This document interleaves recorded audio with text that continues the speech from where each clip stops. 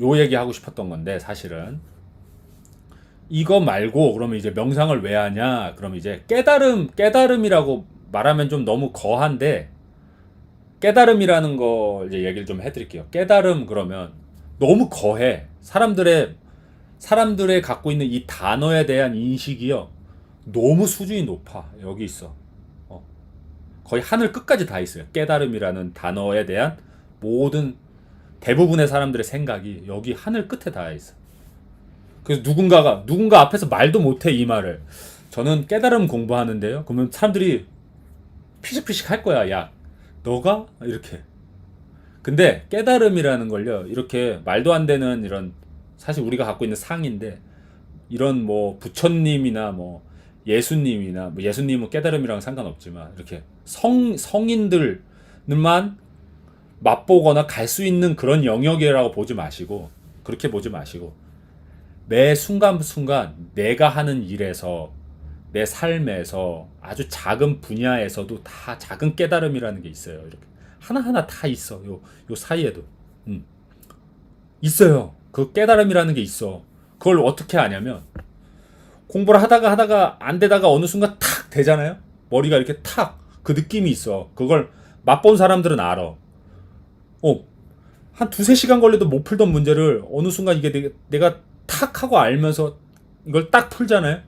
그러고 나면 그와 비슷한 문제들은요. 그냥 5초도 안 돼서 풀려. 다다다다닥 풀려요. 그 경험 있는 사람들은 지금 제가 무슨 얘기하는지 알 거야. 수영도 그래요. 수영. 운동으로 따지면. 수영도요. 맨날 이렇게 수영하는데 물에 가라앉고 호흡이 안 돼. 호흡하려고 그러면 가라앉고 호흡하려고 호흡에 집중하면 또 앞으로 안 나가. 막 이랬는데 이게 두 개가 동시에 안 돼. 그러니까 깨달음이라고 하면 아직 수영을 못하는 영역에 있는 깨달음이야. 근데 어느 순간 있잖아요. 이거가 팍 하고 되잖아요. 그럼 그 다음부터는 그 전과 후가 완전히 세상이 바뀌어. 이렇게 그 사람은 수영이 돼. 앞으로 쭉쭉 나가면서 호흡이 돼. 그러면 이건 이 작은 영역에서의 깨달음이에요. 이게 운전도 마찬가지고 운전 처음에 초보들은 알 거야. 이게 얼마나 힘든 건지 알아요? 엑셀을 밟고 어떨 땐 브레이크 밟아야 되고 핸들을 잡고 신호 주면서 옆으로 들어가야 되는데 옆에 차 지나가는 거 사이드 미러로 봐야 되고 백밀러로도 봐야 되고 그잖아요. 이게 얼마나 어려운 건데 이걸 못하는 단계가 있고 어느 순간에 이걸 넘어가잖아요. 그러면 탁 하고 되는 거고 그 이후부터는 그냥 되잖아. 이것도 작은 깨달음의 영역이에요. 그 한 파트에서 이렇게 봐봐. 깨달음이라는 걸 이렇게 봐야 돼. 이렇게 저는 이렇게 봐요. 그리고 이 깨달음을 지금 얘기하는 거는 내가 뭔가를 아직 못하다가 된 상태를 볼 때는 이렇게 볼 수 있는 거고 또 다르게 볼 수 있는데 어떻게 보냐면요. 처음부터 내가 뭔가 알 수 없는 거에 내가 상처를 받았어. 이렇게 이걸 트라우마라고 그러는데 이 트라우마를 상처야 지금. 이게 상처라 나도 모르게 이 상처 때문에 똑같은 어떤 일상생활하면서 똑같은 일이 발생하잖아요. 그럼 나도 모르게 부정적인 감정이 일어나고 두려움이 일어나고 땀이 나고 눈물이 나고 막 이렇게 돼요. 예를 드는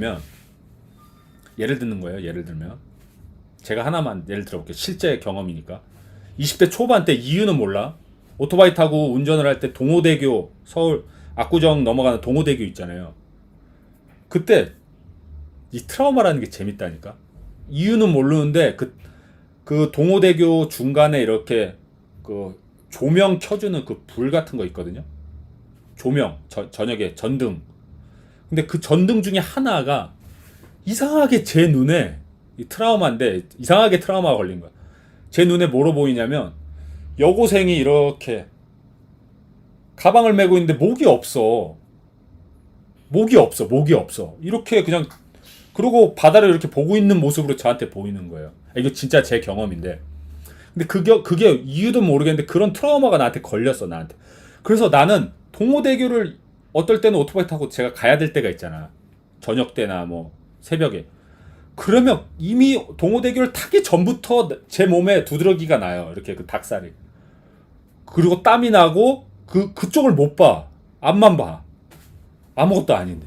왜 그럴까? 근데 그 이제 시작은 어떻게 됐는지 저는 알죠. 옛날에 뭐였냐면 친구 중에 한 놈이 옛날 얘기입니다. 친구 중에 한 놈이 그 자기가 귀신을 본대 가끔 귀신을 보는데 옛날에 자기 친구 한 명이 그 동호대교에서 자살을 했다는 거야. 자살을 내 친구 중에 한 명이 근데 여자 그 아는 친구였대. 근데 자살을 했대. 그래가지고 자기는 그 친구가 보인다는 거야. 거기 동호대교를 지나갈 때마다. 그 얘기가 나한테 이게 무의식적인 상태에서 이게 나한테 들어왔나 봐 이게. 그래가지고 동호대교만 건너면 그게 이렇게 보이는 거예요. 그게 그냥 나한테 아닌 걸 알면서도 그렇게 보이는 거예요. 좀 말도 안 되는 예시를 갖고 와서 죄송하지만 트라우마라는 건 그런 거야. 남들한테는 아니야. 나한텐 맞아. 나한테 왜? 알게 모르게 나한테 들어온 상처니까. 그런 거예요. 그런 게 트라우마야. 그런 거야. 그러면 매번 거기 지나갈 때마다 얼마나 위험하겠어요. 운전도 제대로 못하고 신경 쓰이고 여기 닭살 돋고 하는데. 자, 아까 얘기한 거랑 좀 다른 파트예요. 이런 상황일 때 나도 모르게 상처 입은 내 무의식적 어떤 트라우마가 이거를 만약에 이제 알았어. 이게 사실은 아무것도 아니구나. 그냥 전봇대구나. 이걸 알았어. 그리고 이게 나도 모르게 이게 상처를 이게 나의 두려움, 무의식적인 두려움 때문에 이게 상처인 걸 알아가지고 그거를 의식적으로 또는 무의식적으로 이거를 계속 관찰하고 알아차리면서 이거를 발견하잖아요. 정확한 사실을 인지하잖아요. 그 순간 이게 이렇게 탁 하고 사라져요. 그 두려움이 사라지는 거야. 이제 더 이상 그 처음처럼 이게 완전히 얼어붙는 건 안 돼. 무서움에 그 얼어붙는 건 안 돼. 그런 거야, 그런 거. 그러니까 깨달음이라는 것도 이렇게도 볼 수 있는 거예요. 과거에 나도 모르게 얻고 있던 상처, 트라우마를 극복하는 그 과정도 깨달음이야, 깨달음. 아주 작은 나의 깨달음.